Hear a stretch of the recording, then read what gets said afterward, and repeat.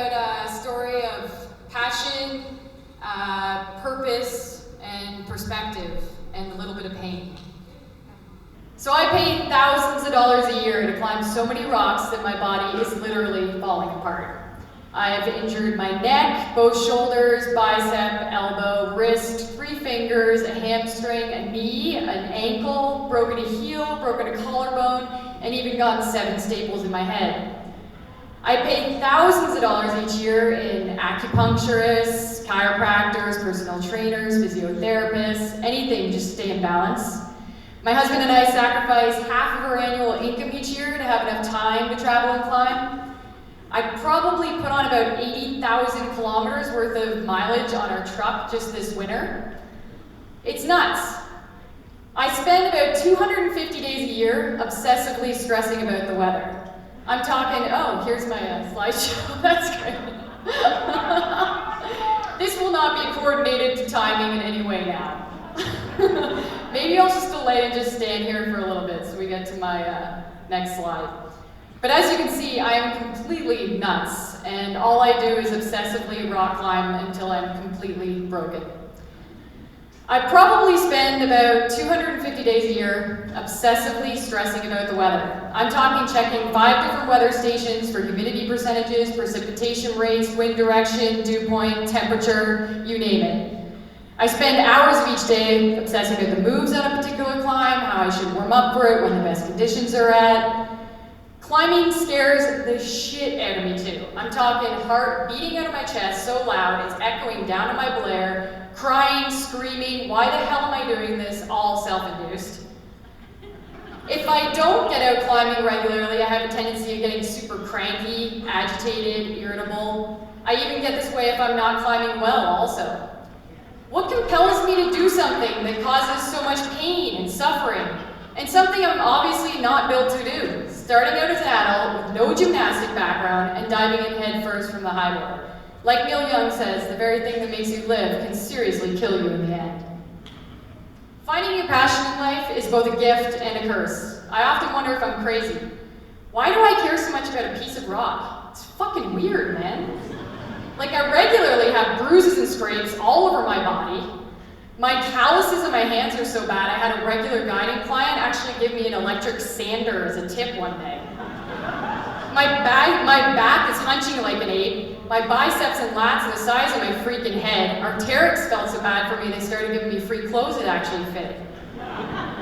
Early in my climbing career, I fell 50 feet down a slab, running backwards until I couldn't keep up anymore. I eventually flipped upside down, cheese grated down the slab head first, smashed into a ledge, cracked my helmet in half, luckily not my head, and then I went climbing the next day. Later on in my climbing career, I tried to climb this 2,500 foot trad climb in a day, so there's no room for retreat. By about 2 p.m., we both knew we were totally screwed. We were not going to make it.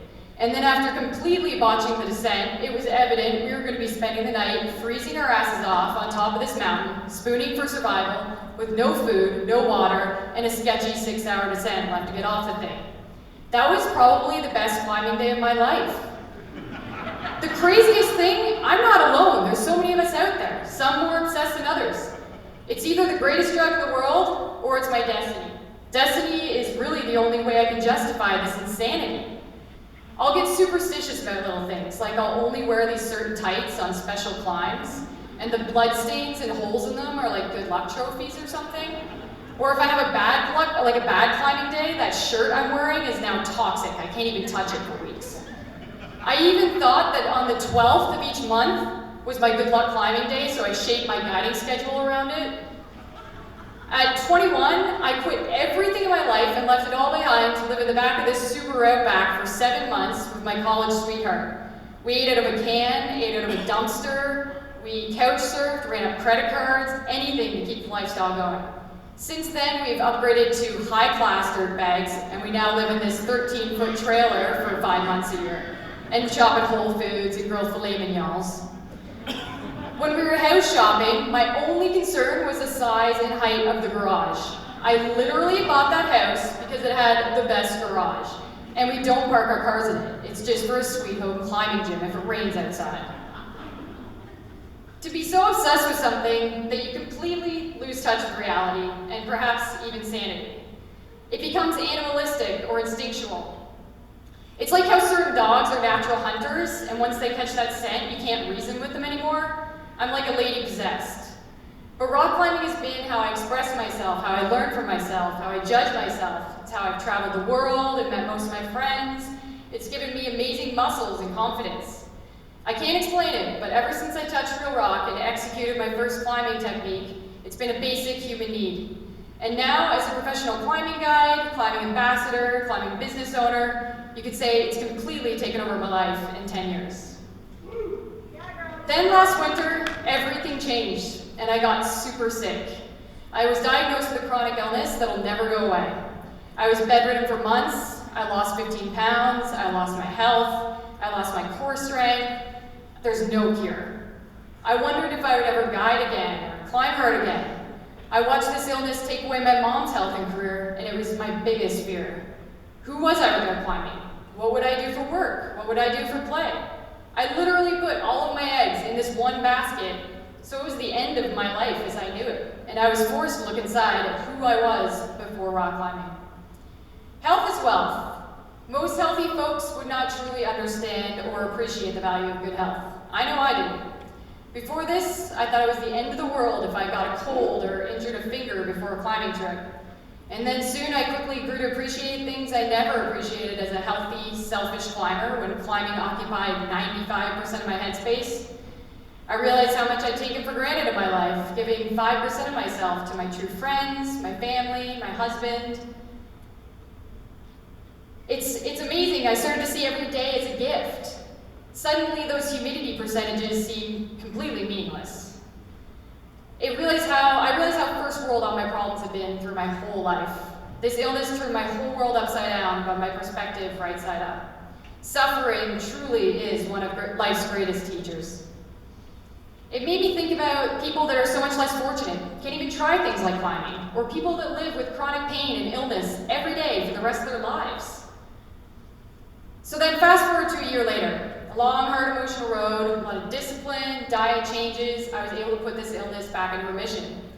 I was in Joshua Tree National Park, training for my PCGI guide exam, trying to climb the acid crack, this test piece traditional route in the park. But I was slipping into the same cycle of the past, obsessing, worrying, the climb's too hot, too cold, it's too hard. I was having those first world problems I dreamed of having one day.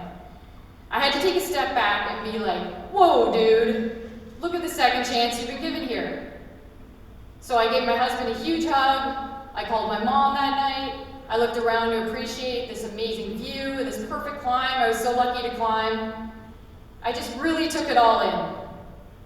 Next day, after that too, I started to reflect on this amazing life I've had, and I wrote this incredible life list of things I wanted to do before I died. Next day, I climbed the acid crack, this test piece traditional climb in the park, a year after being bedridden for months. It was truly my second chance. I felt so connected and so fortunate.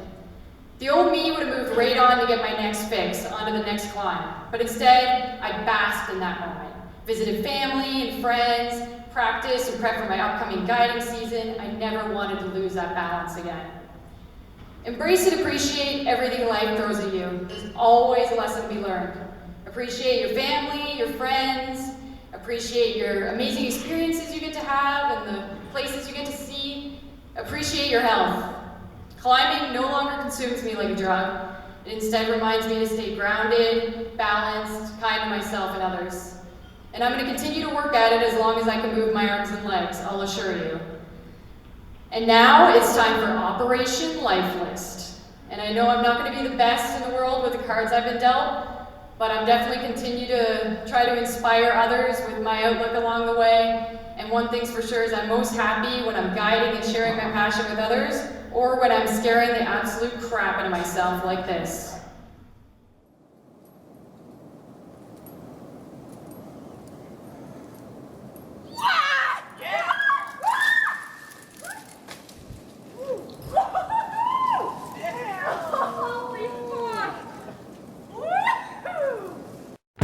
When I look outside. Thanks a lot for having me out.